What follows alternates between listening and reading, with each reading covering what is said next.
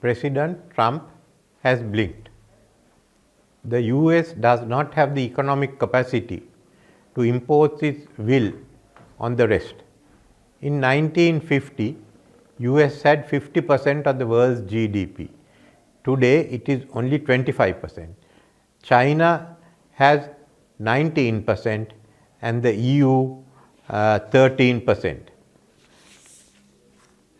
These high reciprocal tariffs seeks to destroy the manufacturing capacity of Asia from East Asia to South Asia.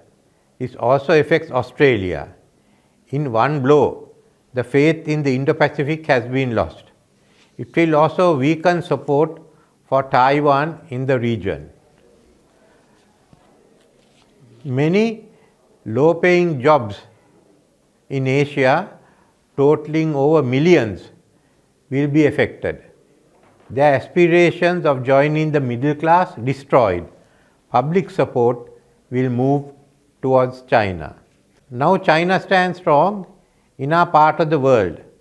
It seems to have planned its response to the US.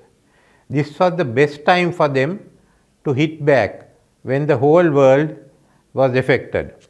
China has to survive 18 months till the US midterm elections.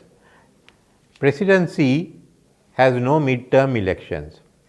Russia is also a winner from the US-China rivalry, unscathed by tariffs and with a weakened US handling the Ukraine peace talks.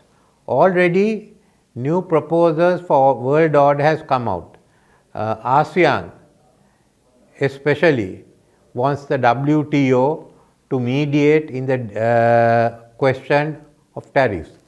Former Prime Minister Gordon Brown has suggested a coalition of the willing, and at the same time that China has to increase its domestic consumptions, providing an alternate market.